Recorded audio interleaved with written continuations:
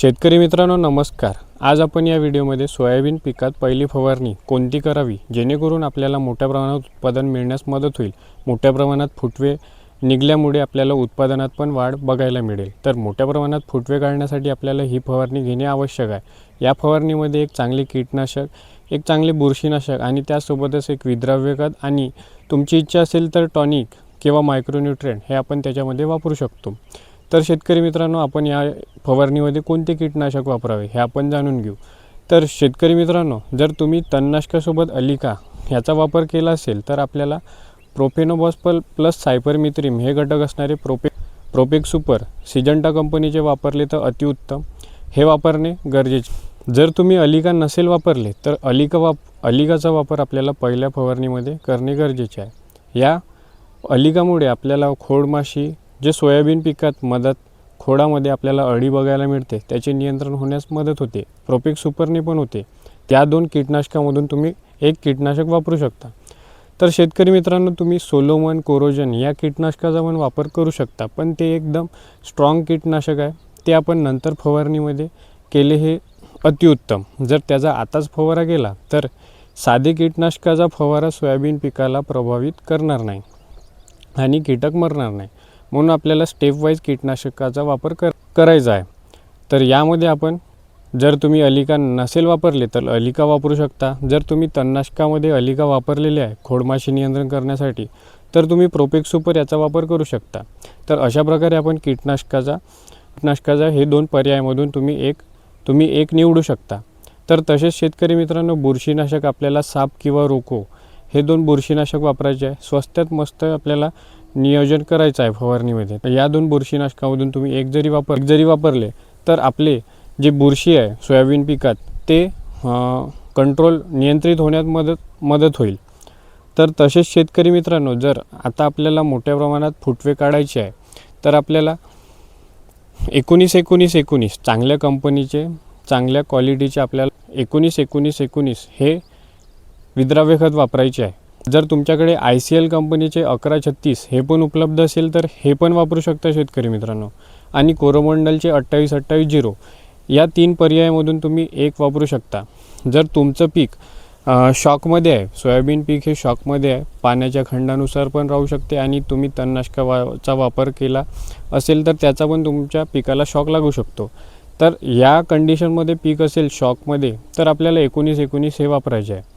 नाहीतर तुम्ही चांगली फुटवी वाढ काढण्यासाठी 28-28-0 किंवा ICL 1136 हे पण आपण वापरू शकतो। तर अशा प्रकारे आपल्याला विद्राव्य खताची निवड करायची आहे।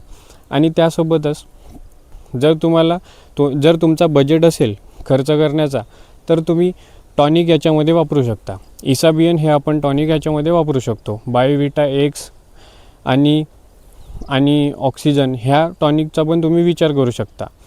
किंवा शेतकरी मित्रांनो याच्यामध्ये आपण मायक्रोन्यूट्रिएंटचा पण पर्याय टाकू शकतो या फवारणीमध्ये। त्याच्यामध्ये आपल्याला BSFचे मायक्रोन्यूट्रिएंट चिलेटेड मायक्रोन्यूट्रिएंट बघायला मिळते आणि एक चिलमिक्स नावाने येते शेतकरी मित्रांनो, ते पण चांगले मायक्रोन्यूट्रिएंट आहे।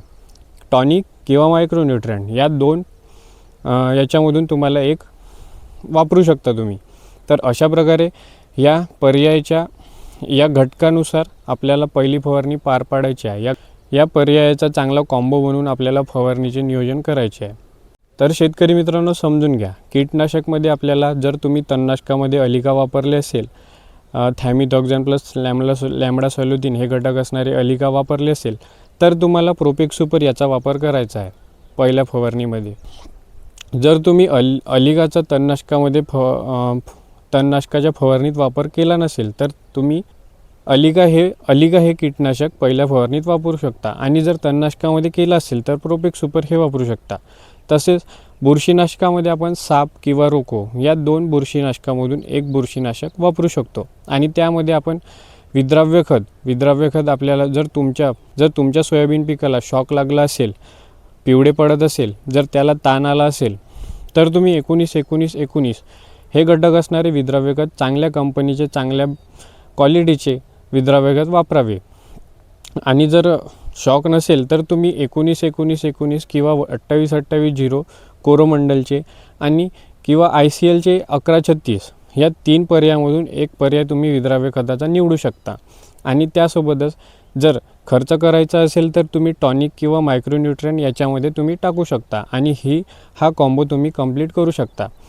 जर तुम्ही या कॉम्बोनुसार फवारणी केली तर तुमच्या सोयाबीन पिकात उत्तम अशी वाढ बघायला मिळेल, मोठ्या प्रमाणात फुटवे काढण्यास मदत होईल आणि याचा परिणाम आपल्या उत्पन्नावर होईल आणि खोडमाशी नियंत्रण होईल. खोडमाशी नियंत्रण झाल्यावर आपल्याला जे सोयाबीन पिकाला अन्नद्रव्य मिळायचे ते खोडमाशी खाणार नाही आणि सोयाबीन पिकाला अन्नद्रव्य मिळेल. हे सर्व घटक आपले क्लिअर होईल आणि आपल्याला चांगले उत्पादन काढण्यास मदत होईल. म्हणून शेतकरी मित्रांनो, हा कॉम्बो तुम्ही बरोबर व्यवस्थितरित्या वापरायचा आहे आणि अशाच व्हिडिओसाठी लाईक, शेअर, सबस्क्राईब करायचं आहे. शेतकरी मित्रांनो, ही माहिती सर्व शेतकरी बांधवांपर्यंत पोहोचवा. त्यांना पण पहिल्या फवारणीचे नियोजन कशाप्रकारे करावे जेणेकरून आपल्याला उत्पादन काढण्यास मदत होईल. तर अशा प्रकारे आपल्याला नियोजन करायचे आहे. व्हिडिओ आवडला असेल तर नक्की लाईक करा, इतर शेतकरी बांधवांपर्यंत शेअर करा आणि या चॅनलला सबस्क्राईब करा.